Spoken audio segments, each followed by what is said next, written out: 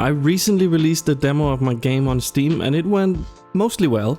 You can check out this video if you want to know more about it before watching this one. But for this video, I wanted to show you some of the upcoming features that I've been working on that aren't part of the demo, but will most likely end up in the final version of the game. No promises though. And just to set expectations, many of the things I'm showing off today are heavily work in progress and none of the art has been created for it yet. But first, let me give you an idea what my game is all about in case you didn't know. Chickens Don't Fly is a Fodian/precision platformer game that I've been working on for quite a while. It's heavily inspired by games such as Jump King, Getting Over It, and the likes. My take on this streamer bait genre is making it a wacky physics-based game in which the main selling point is the in-game level editor where people can create and share their levels with their friends and the community.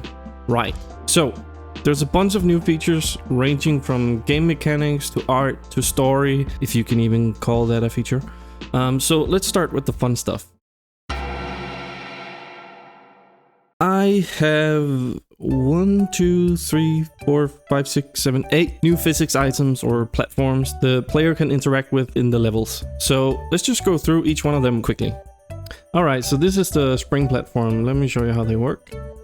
Basically a spring, as you can imagine. And you can use that for getting up higher, and yeah, it's just a fun jumping mechanic. I also got a version where they can break if you're not careful, like that. And these are some bouncy platforms that basically bounces the player off, funnily enough, with very low friction. These are what I call unattachable walls. So if you shoot your plunger in there, you basically lose it immediately. Again, the effect is just temporary for now, but the point is that certain areas or certain backgrounds might have a hole in the wall, and that means that your plunger can't stick to the wall. So that's the whole idea behind this unattachable wall. Now this is a fun one. I call it the shockwave generator. Essentially it sends out shockwaves every 5 seconds or so and pushes you with a force in that direction. And I already know where I'm going to use this, so this one is definitely going to be implemented one way or another. I'm looking forward to that.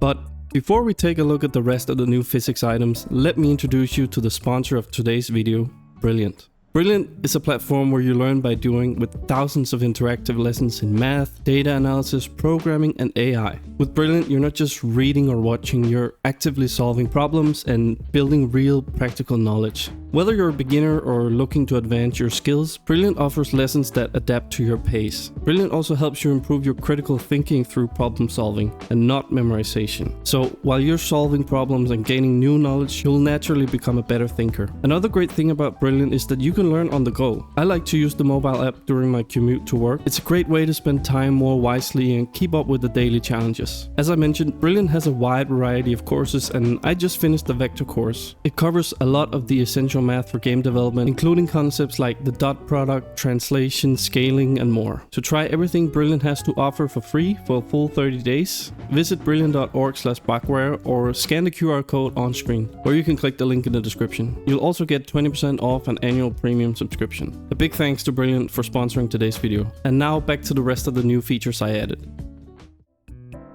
And this one is the rotating platform, which you can attach yourself to, and it will kind of wiggle around, spin you around like this.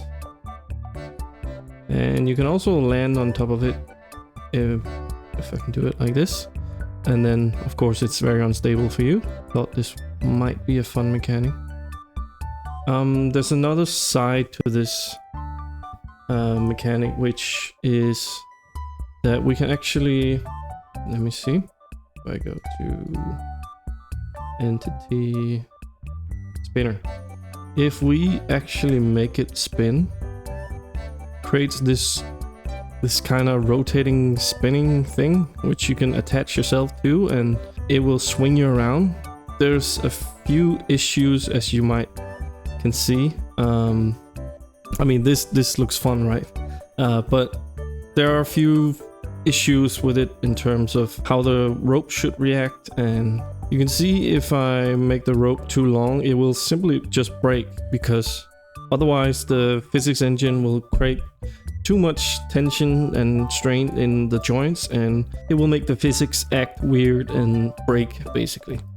So that's why I'm not entirely sure if I'm gonna keep it like this or something, but I do like that you use it to gain more momentum, and it looks kind of funny the way he swirls around like that. Right, so these are the invisible platforms. So they have a proximity-based visibility detection, so that whenever you get close by, they turn invisible. And as you can see, it makes it kind of difficult, but still manageable. And I think this could create some fun mechanics. So it's also possible to do it in reverse, so they appear once you get close by, which, you know, could be used for some secret stuff, you never know. And here we have like a classic wind turbine thing that, you know, whenever you enter the area, you'll get pushed away by the wind. And it also works for the rope, so you can kind of just hang here and float, which is pretty cool. They also work in... Jesus Christ. They also work in any direction where you can basically, yeah, use it like a gravity lift, sort of. But it's essentially just air pushing you up. It's kind of fun. And you'll get some extra momentum when you're going up, like so. So this is the wiggly platform, in lack of a better name, which essentially is just to make your platforming a little bit more unsafe and uneven, I guess. And that's all of them for now. Let me know in the comments which ones you think are the best ones and would create the most value. Or simply let me know if you have some other ideas. I'm always listening to the feedback, and if it's good enough, I might implement it one day. You could also join the Discord if you want to have more of an impact on the game's development, or simply follow along closer. Link is in the description. With that said, I'm still not even sure if I'll use all of them. I'm mostly just adding more toys to my level design tool belt. A wise game developer would probably have said that I should have implemented a lot of these toys in the beginning of the project, so I would have a better idea of what kind of level design I could construct as a whole. But I'm not that wise, so here we are. Also, I was beginning to feel a bit restricted with the current tile set that I had, which mostly consisted of simple blocks and slopes, so I did need something to spice up the levels a bit more. But I'm gonna try and implement these new physics objects where it makes sense, so it doesn't feel forced. So this is the next area of the game after the sewers, and the sewers is the last area of the demo, by the way.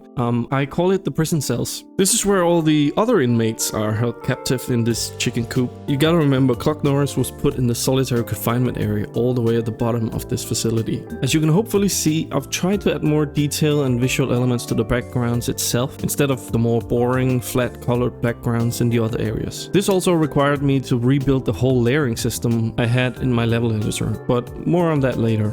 I'm still slightly worried if it's a bit too much, or the elements themselves are too prominent, making it difficult to discern what is the background and what's the actual level geometry. Art is not really my specialty, as you can probably tell, but let me know in the comments what you think. I want to get some feedback so I can improve on it. Also, I would highly appreciate if you could go wishlist the game on Steam. It helps out tremendously to get as many wishlists as possible, so we can get the algorithm going and eventually end up on the new and trending page. The demo is still available, so you can also try it out and see if you can beat it. The current world record has still not been beaten, so, you know, join the Discord to see more details on that. But thank you so much if you go wishlist. Not much to say about the story without spoiling too much, but I have pretty much fleshed out the entire thing from start to finish, but without any of the side characters and such. This also means that I have a design of the whole map layout, on paper at least, and getting close to finishing all the grey boxing for the final areas. It feels good to actually have a lot of these things thought out and planned, so you can more easily track how far you are from the finish line. Although with that said, there's still a lot of work left, so don't get your hopes up just yet. A few other things worth mentioning is that I implemented a save system like Jump King. So if you're unfamiliar, it's basically a system that saves your position and velocity whenever you quit the game. So now if you decide to only play for 10 minutes, you can quit the game and safely resume back to where you were before. And since this is all based on the current state of the character at the moment you quit, there's no chance of save scumming, meaning if you fail a jump and try to quickly quit out, it's not gonna change the outcome. Sorry.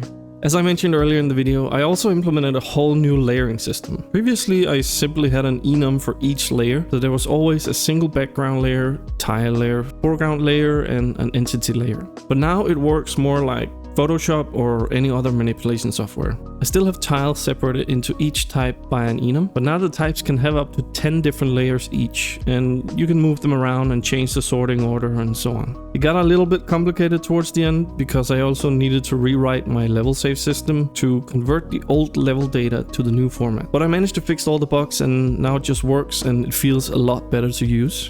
I think that's all I had to show off for this one. Remember to go wishlist the game and help push the algorithm. I see the channel is slowly growing and I appreciate every single one of you for following along this journey, even if you're just here to enjoy the ride and watch it crash and burn later. No, just kidding. But yeah, I appreciate every one of you, so thank you, and that's all for me. So cheers.